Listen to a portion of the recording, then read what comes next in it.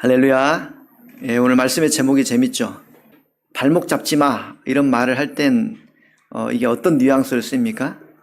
좀 긍정적인 뉘앙스입니까? 부정적인 뉘앙스입니까?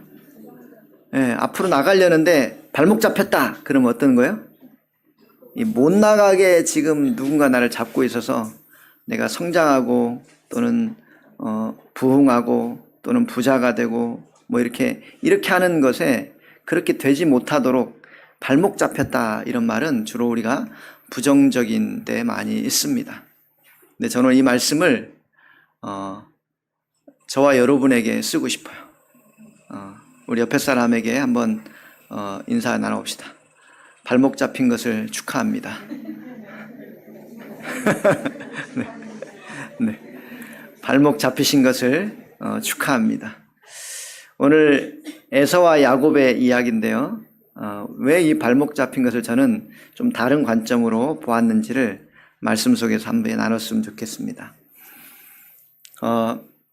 아브라함이 75세 때 약속을 받고 25년 만에 아들 이삭을 낳았고, 이삭이 40세에 결혼을 해서 20년 만에 자녀를 낳았어요.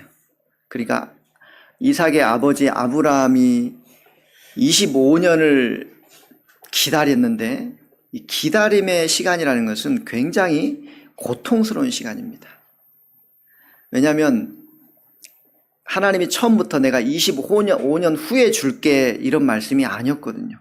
그냥 내가 너에게 준다 이런 약속만 하셨지 그게 언제일지는 한마디를 하신 적이 없었기 때문에 99세 됐을 때 비로소 그 시간을 약속했어요. 99세 됐을 때 내년 이맘때라고 그때 말씀하시기 전에는 언제일지를 알 수가 없어요. 여러분, 신앙생활은요, 이 기다림의 시간입니다. 그러니까 신앙은 기다림의 시간이란 말은 그런 면에서 신앙은 어떤 거예요? 굉장히 힘든 시간이에요. 신앙생활은 그냥 간단하게 예수 믿으면 복 받고 끝나는 이런 게 아닙니다. 기다리는 것만큼 어려운 게 없어요. 왜냐하면 기약이 없거든요. 기약이. 정한 기한의 약속이 없어요. 그냥 언제까지일지 모르는 계속되는 기다림 같아요.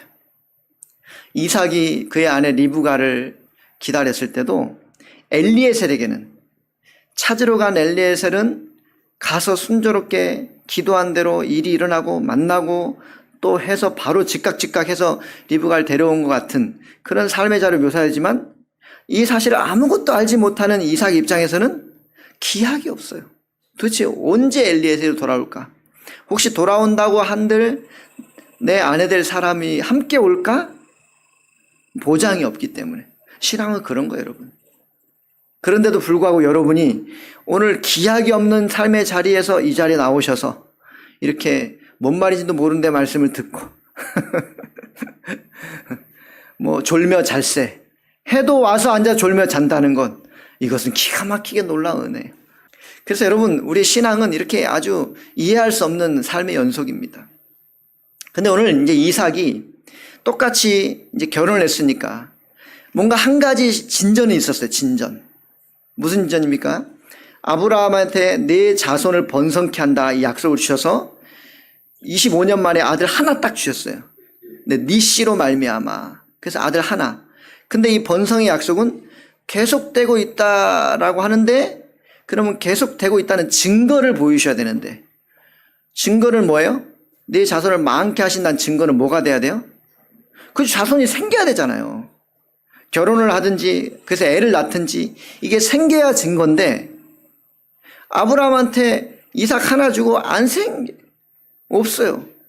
그리고 약속된 자손 이삭을 통해서, 그럼 이삭도 빨리 결혼해가지고 애를 낳아야 되는데 어쨌든 결혼을 시켰어요. 40살에. 근데 애를 주세요, 안 주세요? 이게 의도적인 것 같아요. 의도적. 그죠? 그러니까 애를 주시지 않는 시간이 무려 20년이라고. 20년. 한두 해면 뭐 6, 7년이면, 아니 아직 젊으니까 뭐 이런 말로 10년이면 뭐 이런 말로 이야기해요. 근데 보통 이 정도 됐으면 어떤 마음 들어요? 나는 생물학적으로 불가능한가 보다 이런 마음을 들 수 있잖아요. 근데 그런 마음이 들음에도 불구하고 그 시간들은 약속의 시간이거든요.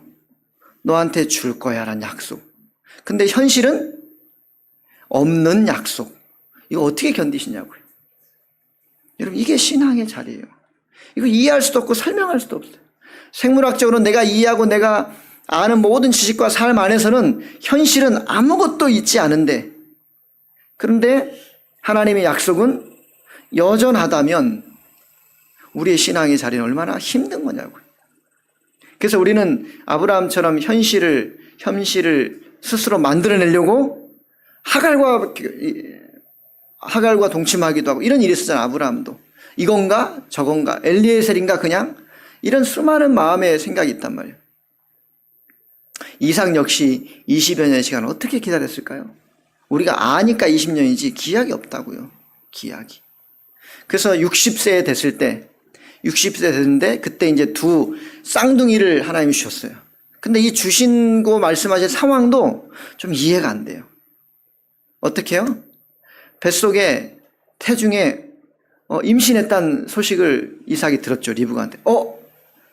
여보, 내 몸이 이상해. 배가 불러와. 밥을 많이 먹어서 그래. 처음에는 그런 말 할 수 있잖아요. 당신 요즘 식욕이 땡겨? 왜 이렇게 많이 먹어? 뭐 이럴 수 있단 말이에요. 아니 그게 아니고 배가 막 나와. 그렇지, 밥 많이 먹어. 아니 그 배가 아니고 이 안에서 지금 뭔가 요동을 친다 이 말이에요. 얼마나 이 요동이 심했는지 뭐라 그랬다고요? 21에 보니까 태 속에서 서로 싸우는지라 쌍태인데 서로 싸운대요. 이럴 경우 내가 어찌 알고. 아니 이런 경우가 있냐고요. 둘이 안에서, 물론 여러분 우리 여성분들은 경험이 있으시겠지만 애가 안에서 막 놀거나 하면 배를 이렇게 쑥 발을 내밀고 하면 배가 쑥 나오잖아요. 그런 경험이 있잖아요. 근데 이거는 그냥 한두 번 이렇게 노는 게 아니고 막 사방이 난리가 났어요. 이 안에서 그냥 앞 뒤로 사방으로 막. 그러니까 이런 경험을 이 리브가 엄청 당황스러운 거예요. 놀랬죠. 그래서 기도했어요. 하나님 앞에. 하나님, 이게 무슨 일이에요? 이게 도대체 무슨 일이 발생하는 거예요? 그때 하나님 뭐라 그래요? 이상한 이야기를 하세요. 이상한 이야기. 네 뱃속에 두 민족이 시작되는데 뱃속에서부터 난리가 날 거라. 그 말은 뭐예요? 나와서 어떻다는 거예요? 감당할 수 없을 거라는 거예요. 이게. 근데 더 말도 안 되는 얘기가, 두 놈이 그 안에서 엄청나게 싸워대는데 큰 놈이 작은 자의 종이 될 거래요. 이렇게 섬긴단 말을 썼지만 이 말은 뭐예요? 종이란 말이에요. 큰 애가 작은 자의 종이 된대요. 즉 장자가 차자의 종이 된단 말이에요. 부모 입장에서 어떻게 들려요? 뭐 그럴 수도 있죠. 하나님이 그렇게 넘어가요? 이거는 심각한 얘기예요. 왜냐하면 유대 이 사람들의 관습에는 장자라고 하는 것은 하나님의 주시는 그 집안의 기업을 잇는 자예요. 분깃으로 말해도 장자는 모든 분깃을 다 가져요. 형제가 있어도 장자에겐 2배, 나머지 가지고 형제는 나누거든요. 그러니까 장자의 분깃은 이것은 하나님의 약속이에요. 그러니까 그래서 다 장자가 되려고 하고 장자의 복이 얼마나 크고 놀라운지를 모를 수가 없는. 근데 아버지 이삭과 리브가가 쌍태가 있는데 큰 놈이 작은 놈을 섬긴다. 이게 세상이 뒤집어지는 것처럼 이렇게 되면 이걸 어떻게 수습하냐고요. 이거 태어났을 때 이렇게 현상이 어떻게 감당하냐고요. 그렇죠? 이게 지금 이삭의 집안에 임신한 쌍태 야곱과 에서의 이야기예요. 에서와 야곱 이야기입니다.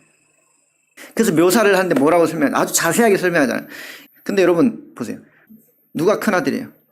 뱃속에 둘이 막 뒤집어 싸우고 있는데 오른쪽이 큰 놈이 왼쪽이 큰 놈이에요. 발이 힘이 쑥 더 많이 나온 놈이 큰 놈이에요? 모른단 말이에요. 우리는 몰라요. 언제 알아요? 얘가 나오는 순서에 따라 정해진단 말이에요. 그러니까 이건 내가 정해요, 못 정해요? 우리가 정하는 게 아니에요. 누가 큰 애고 누가 작은 애인지는 우리가 정할 수 있는 게 아니에요. 근데 우리가 정할 수 있는 게 아닌데 이미 언제?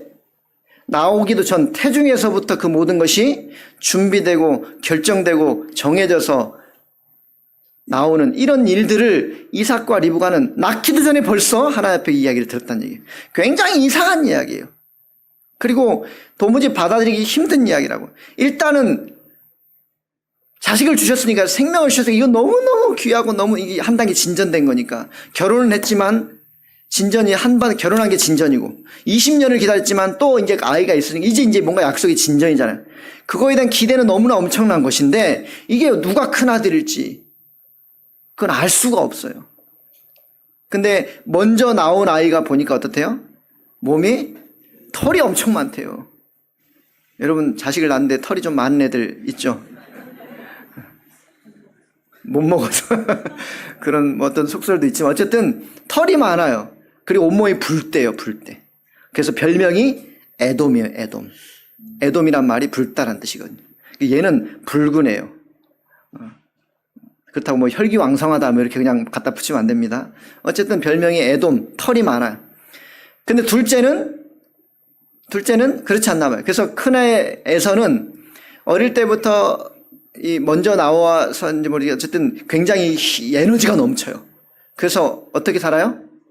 예, 막 들을 뛰어다니면서 막 말 타고 다니는 거 아니에요. 들을 막 뛰어다니면서 짐승을 사냥하고 잡아올. 그러니까 지금으로 하면 에너지가 엄청나게 넘치는 외향적인 사람, 힘 있는 사람. 예를 지금으로 하면 운동선수 같은 거예요. 사업가나 운동선수나 뭐 이런 에너지가 넘치는 사람. 근데 둘째 야곱은 뭐라고 표현하냐면 온순하다 그래요. 온순하다. 제가 영어 성경을 보니까 에서는 skillful hunter예요. skillful hunter. 그러니까 익숙한 사냥꾼이라고 우리 한글 성경에는 익숙한 사냥꾼, 익숙하단 말이 그냥 뭐가 그런 일이 익숙하다 이런 뜻이 아니고요. skillful에 굉장히 잘하는 거예요. 이 사냥하는데 기가 막히게 잘해요. 그러니까 쉽게 말하면 우리로 말하면 타고난 운동선수예요. 그런 어떤 에너지와 역동성을 가지고 있어요. 둘째는 굉장히 온순하대요. 근데 온순하단 말이 뭐 마일드 이런 게 아니고요. 둘째의 모습은 뭐라고 묘사를 하고 있냐면 civilized라고 그래요. civilized. 이 말은 뭐냐면 이제 직역을 하면 약간 문명화된 뭐 이런 거예요. 개화된. 문화적인 상황을 번역하면 문명화되고 개화됐다. 이 말을 좀 더 이제 의역을 하면 뭔가 삶의 방향성이 새로워진 이런 뜻이에요. civilized. 그러니까 이 야곱은 성격이 온순해서 집안에서 엄마를 도와서 팥죽도 끓이고 요리도 하고 셰프 같은 거예요. 자기의 하는 그거의 어떤 정적인 그런 것에 만족을 얻는 사람. 그러니까 둘을 비교하면 달라도 너무 달라요. 이게 외향적 무슨 내향적. 여러분 이렇게 보다 보니까 여러분이 성경 볼 때 어떤 마음이 생기냐면 자기가 외향적인 사람인지 내향적인 사람인지에 따라서 성경의 인물들을 보는 그런 관점이나 어떤 생각들이 달라질 수 있고요. 또 이 사람들의 나타난 결과를 놓고 이삭과 에서와 야곱을 보다 보니까 결과적으로 야곱은 택함 받은 것 같아서 뭔가 잘 되는 것 같고 하니까 에서보다는 야곱의 삶이 낫지 않겠냐. 나도 야곱처럼 하는 마음이 순식간에 계속 밀려와요. 근데 오늘 말씀을 들으시고는 그런 선입견과 그런 편견과 그런 말씀이 가지고 있는 근본적인 것을 가지고 다시 고민을 할 수 있길 바랍니다. 왜냐하면 우리의 사고가 그렇단 말이에요. 우리 생각이 가만 놔두면 이거를 civilized 하지 않으면 원래 늘 갔던 길을 계속 가려고 한단 말이에요. 여러분이 성경 앞에 설 때마다 드는 마음인 거예요. 그러니까 자기가 외향적인 사람은 외향적인 걸 좋아하게 되고 내향적인 사람은 내향적인 것에 그것은 사실 어떤 게 좋다 나쁘다를 말하는 게 아니고요. 에너지의 방향성인데 우리는 그런 선입관을 가지고 있어 누구나. 그래서 내가 인생을 살면서 한 경험 때문에 외향적인 사람이 좋다, 내향적인 사람이 좋다 이런 편견을 가지고 있다고요. 성경은 그 얘기를 하려고 하는 게 아니라 이 말이에요. 누가 외향적이고 누가 내향적이고 성격은 어떻고 어떤지 이런 거를 말하려고 하는 게 아닙니다. 다시 한번 말씀드리지만 에서가 좋다 야곱이 좋다 이걸 말하는 게 아니라고요. 누가 더 낫다는 걸 말하는 게 아닙니다. 누가 옳았다는 걸 말하는 게 아닙니다. 그러니까 오늘 에서와 야곱의 이야기를 왜 이렇게 자세하게 언급하고 이런 태어나기도 전부터 이런 상황으로 이게 말씀하고 계시는가. 여러분 이 믿음의 사람들에게는 희한한 공통점이 있어요. 아브라함도 불임 또는 난임, 이삭도 오랜 시간에 걸쳐서 성경에 이런 이야기가 아주 자주 등장해요. 또 사무엘서 한나도 자식이 오랫동안 자식이 없어요. 그러니까 자식을 낳느냐 못 낳느냐 문제를 말하는 게 아니고요. 굉장히 오랜 시간 동안 이 신음하는 시간이에요. 신음하는 시간. 번민하고 고민하고 신음하고. 그러니까 이게 하나님의 약속을 가지고 있으면 뭔가 이렇게 잘 돼야 되는데, 우리 생각에는 뭔가 형통하게 돼야 되는데 이게 안 된단 말이에요. 이게 항상 있어요. 그래서 이삭의 삶도 엘리에셀이 리브가를 찾으러 간 인생 그 삶의 여정을 보니까 이 엘리에셀 기도가 뭐였습니까? 순조롭게 해달라 그랬더니 진짜 순조롭게 해요. 순탄하게 해달라 그랬더니 순탄하게 이루어져요. 그죠? 아, 형통한 길이셨구나. 그래서 24장 엘리에셀의 이야기 속에 순조롭다, 순탄하다, 형통하다 말이 여러 번 등장해요. 그러니까 엘리에셀처럼 사는 것을 형통이라고 우리는 생각한단 말이에요. 그런데 성경 보니까 요셉은 안 그랬잖아요. 요셉은 형들한테 팔렸는데 형통하다 그러고, 누명 써가지고 감옥에 갇혔는데 형통하다 그러고요. 형통하단 말이 저와 여러분이 생각하는 말과 성경이 말하고 싶은 얘기는 정말 달라요. 근데 우리는 이걸 못 깬단 말이에요. 그래서 여전히 지금도 여러분 기도하실 때 어떻게 기도해요? 형통하게 달라 기도해요. 그리고 무슨 생각을 해요? 바로바로 즉각적으로 원하는 대로. 이걸 깨지 않는 이상 이 성경을 바로 보기는 어려울 거예요. 왜? 믿음의 사람들은 그렇게 형통하다라고 말한 적이 없어요. 오늘 야곱이 어떤 사람이 온순한 사람이다 이런 말을 civilized, 뭔가 여러분의 인생에 혁명적인 일이 있어야 돼요. 그것이 그렇지 않아도 내 삶이 형통하다는 것을 인정할 수 있는 사람. 그러면 야곱의 인생이 형통하냐? 형통해요? 사기꾼이거든요. 평생을 사기치는 사람이. 그러니까 그렇게 하나를 다 살펴보다 보니까 야곱처럼 살아야지 말을 할 수 있어요? 그래, 할 수가 없단 말이에요. 에서처럼 안 살아야지 하는 말도 맞아요? 그 말도 반은 맞고 반은 틀리는 거예요. 왜? 여러분의 지금 시각은 딴 데 가 있기 때문에. 성경이 말하려고 하는 가 있는 게 아니고 내가 원하는 바라는 바에 가 있기 때문에 에서처럼 저렇게는 안 해야지, 야곱처럼 요건 빼고 이렇게 해야지라고 여러분이 성경을 다 잘라 먹잖아요. 자, 그럼 생각해 봅시다. 왜 뱃속 이야기로 시작되는가?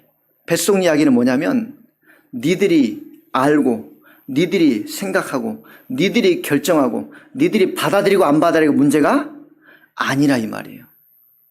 태중의 아이 누가 큰애고 누가 둘째일지, 왜 그런 일이 발생할지에 대해서는 우리 인생들이 아무리 죽었다 깨어나도 그거를 알 수 있거나 그것을 분석을 해서 무슨 설명할 수 있거나, 여러분의 구원은 바로 그런 거예요.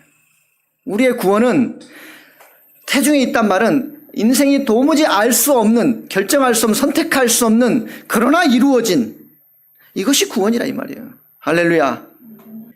여러분의 구원이라는 것은 여러분이 알고 모르고의 문제가 아니에요. 여러분이 결정하고 선택하는 문제가 아니라고요.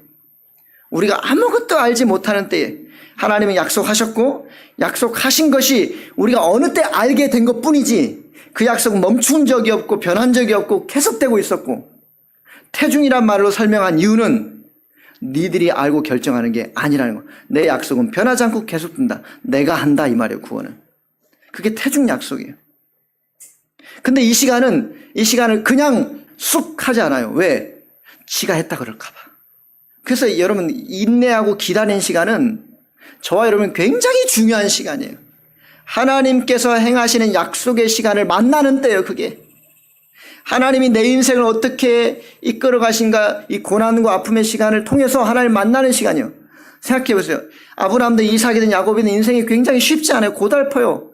얼마나 오랜 기다림처럼 힘든 게 없다 그랬잖아요. 기약이 없으니까. 근데 그 시간을 왜 주셨을까? 이런 위기를 왜 주셨을까? 그분이 하나님이세요. 무슨 말이에요? 하나님은 너희들이 보기에는 위기 같지만, 너희들이 보기에는 기약 없는 계속되는 기다림 같지만 그 위기도 내가 관리한다 이 말이라고요. 너희들에겐 불투명하게 희미하고 모든 것이 없는 것 같은 그런 시간처럼, 암흑 같은 시간처럼 보내지만 그런 시간도 내가 관리한다. 그런 시간마저도 내 안에 있는 것이다. 이게 구원이에요, 여러분. 구원은 여러분이 마음에 드는 순간 푹 나타나는 게 아니고요.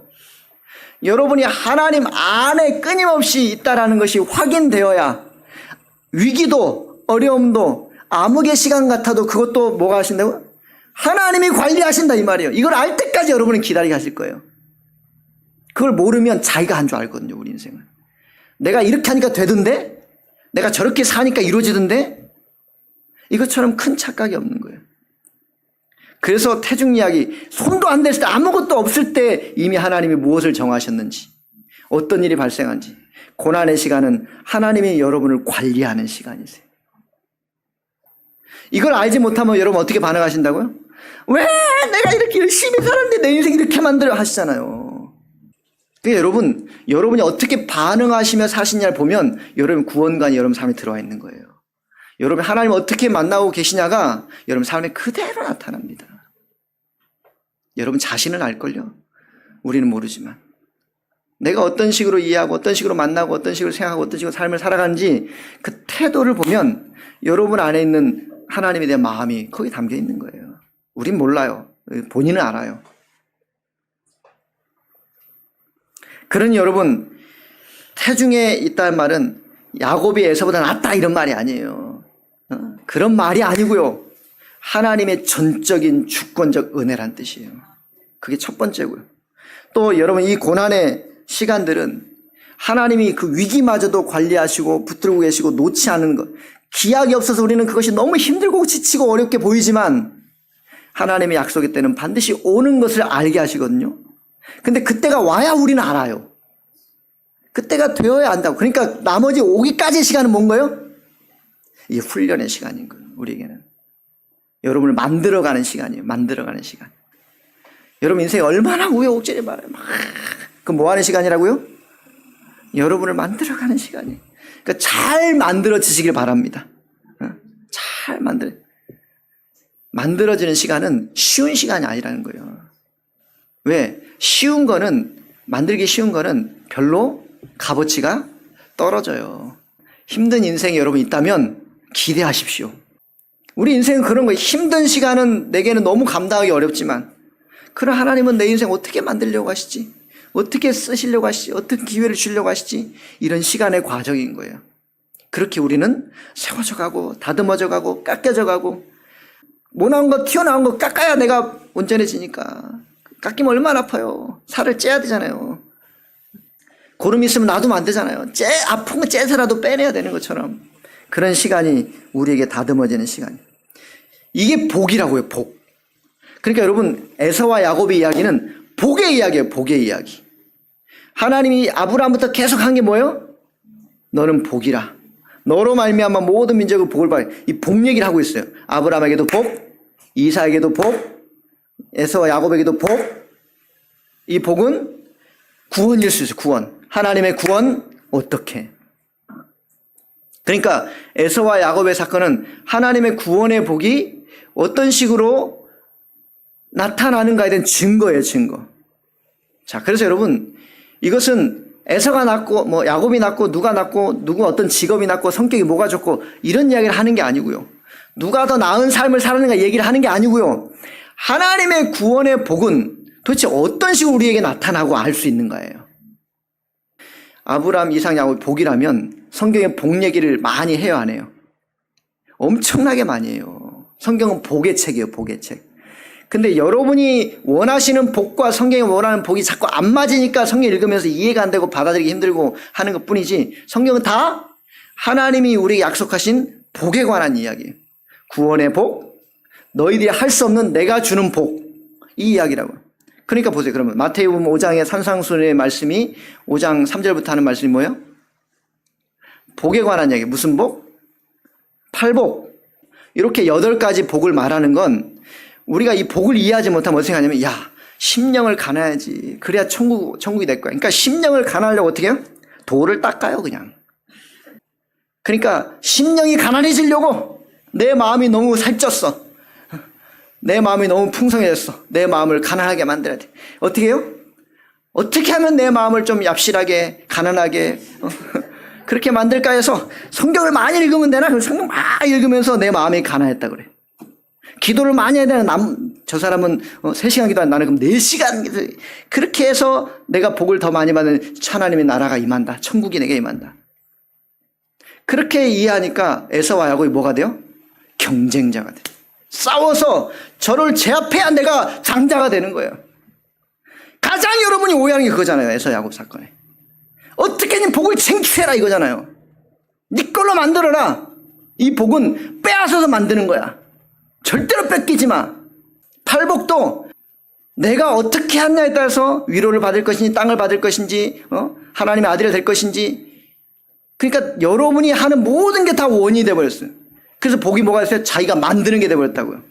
내가 잘해야 그게 생기고, 내가 열심히 안 하면 그건 다 잊어버리고, 네가 사는 게 그런 걸 보니까 이 복은 너한테 없다 정죄하고 판단받고. 그러니까 복이 얼마나 이상하게 막 꾸겨져 버렸냐고요. 에서와 야곱 만나게만 싸우는 게 뭐예요? 이게 경쟁처럼 돼버렸어요. 그래서 뭐라고 오늘 말씀에, 어느 날 에서가 사냥을 갔는데 오늘은 너무 많이 뛰었어요. 너무 많이 뛰어서 너무 피곤하고 지쳐 너무 배고파요. 근데 집에 오니까 맛있는 냄새 확, 셰프가 요리하고 있어요. 야곱 셰프가 요리를 확 끓이면서 너무 기가 막히고. 그래서 에서가 우와 이거 뭐야, 야 한 그릇만 줘. 안 돼. 대신 조건이 있어. 줄 텐데 조건이 있어. 뭐죠? 형의 장자권을 나에게 팔아. 이 얘기를 야곱이 했단 말은 뭘까요? 야곱은 항상 생각하고 있었어요. 자기가 부침개를 부치든지 팥죽을 끓이든지 엄마의 빨래를 도와주든지 형이 뭘 하든지 아버지 뭐 항상 뭐인 거예요? 이 장자권을 생각하고, 장자권. 그걸 생각한단 말은 뭐예요? 나는 복을 못 받았어 이 말이에요? 하나님의 약속이 어디 있는가를 항상 생각하는 사람이에요.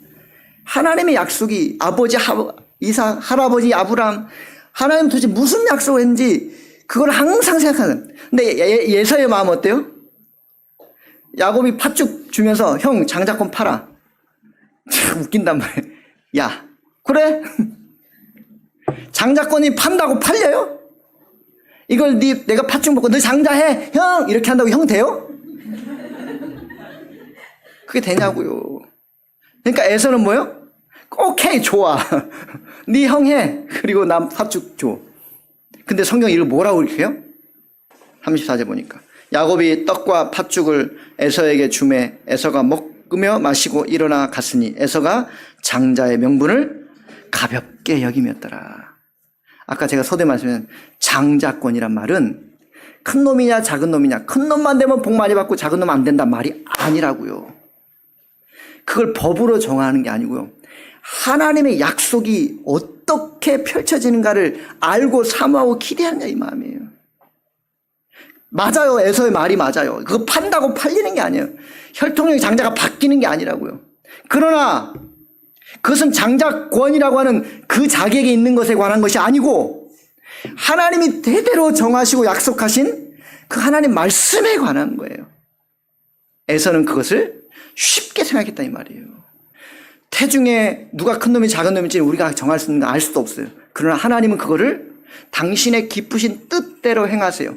알지 못해도 그것은 하나님이 기뻐하셔 정하신 것이라고 안다면 그것을, 그 뜻을 내 삶으로 받을 수 있는 힘을 약속 때문에 받는 거예요.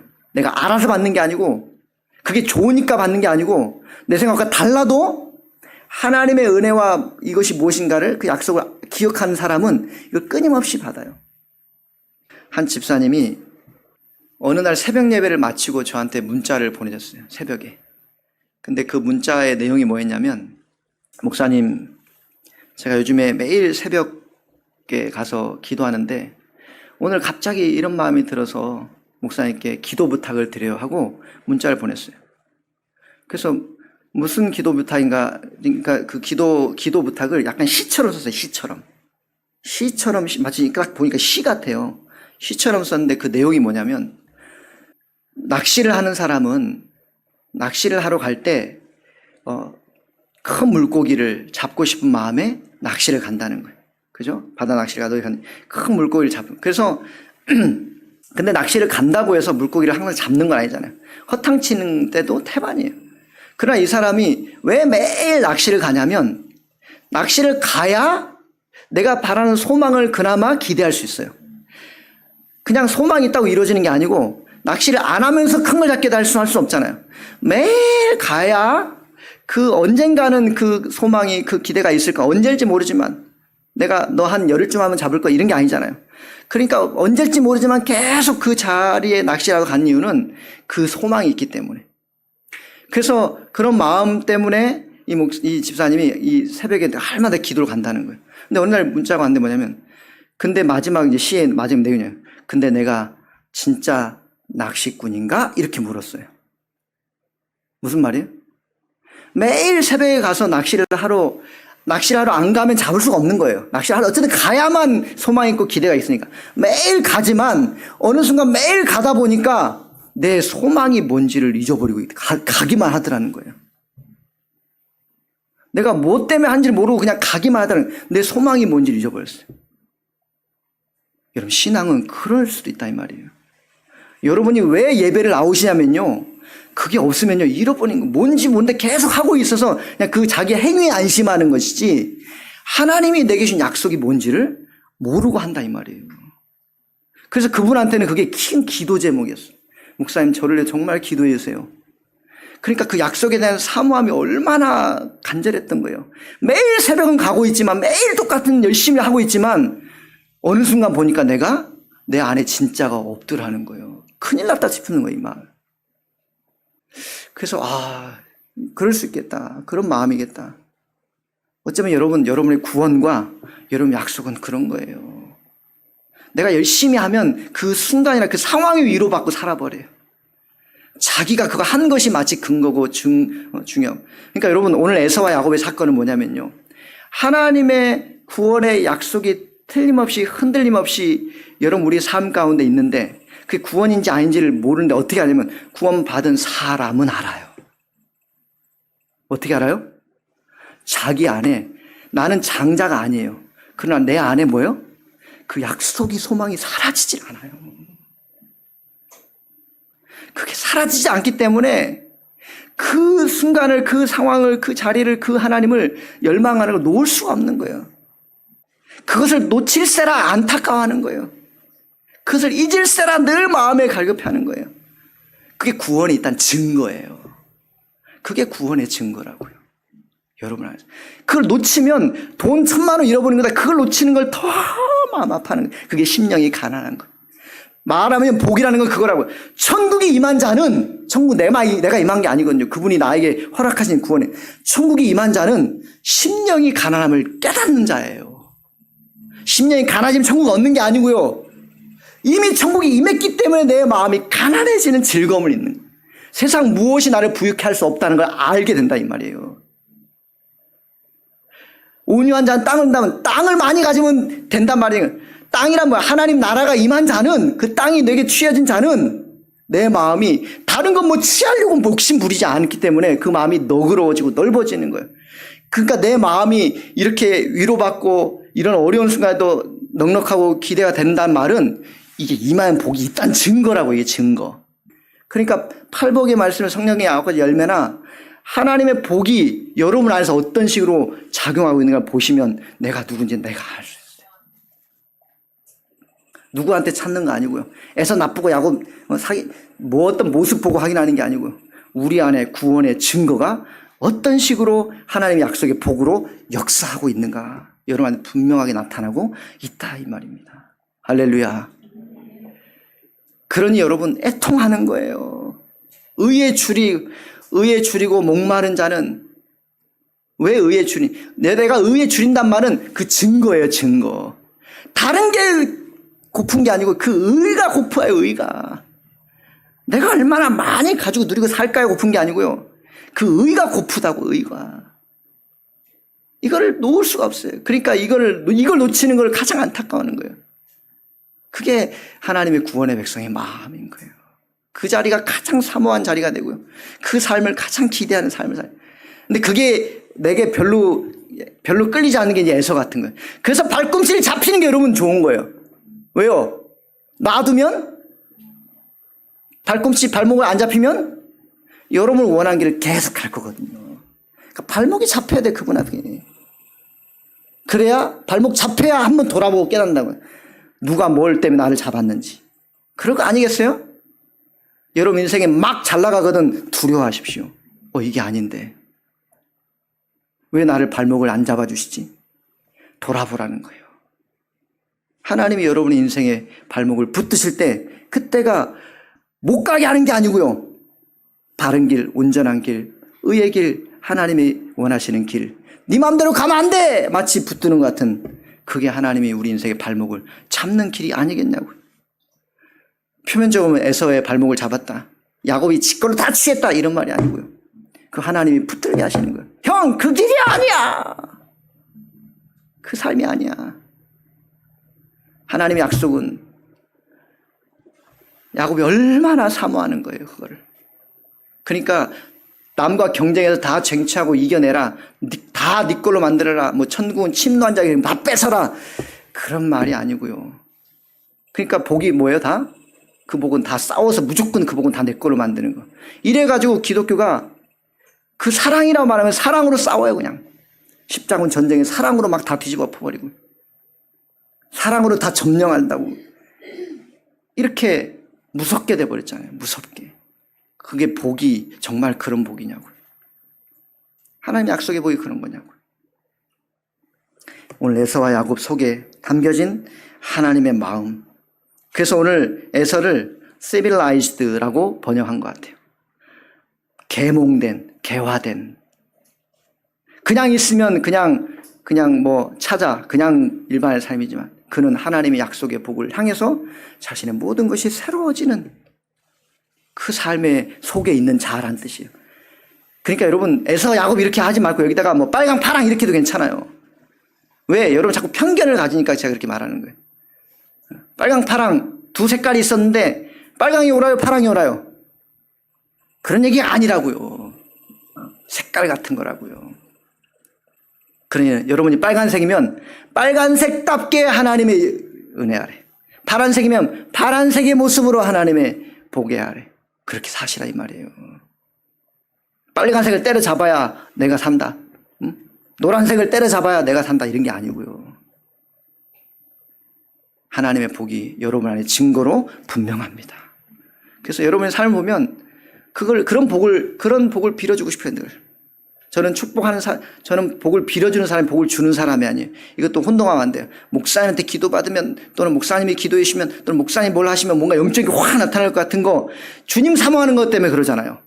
제가 주는 거예요? 아니요. 주님을 사모하기 때문에 그런 마음이 생기는 거예요. 그러니까 그런 마음을 갖는 게 하나님에 대한 갈망인 것이 목사님을 용해가지고 손만 얹으면 뭐가 돼? 이런 게 아니라고요. 그런 게 아닌 걸 아시죠? 이걸 모르고 하면 문제라 이 말이에요. 알고 하는 건 귀한 건데 모르고 하면 문제가 되는 거예요. 이게 이 구원과 같은 거예요. 똑같이 살고 있는데 모르고 사는 사람과 알고 사는 사람은 너무나 다른 거예요. 이게 신자 안에 똑같잖아요. 그래서 할렐루야. 이런 구원의 놀라운 복이 여러분 안에 있습니다. 새로워지고 기대가 되고 넘쳐나서 주의 영광 앞에 사는 기쁨과 즐거움. 그래서 순종은 그 뜻이 하나님의 뜻이 여러분 삶에서 펼쳐지는 게 순종이에요. 내가 뭘 이렇게 해가지고 순종했다라고 내가 하는 게 아니고요. 그 뜻이 여러분 안에서 펼쳐지는 것을 그대로 받는 자가 순종인 거예요. 왜?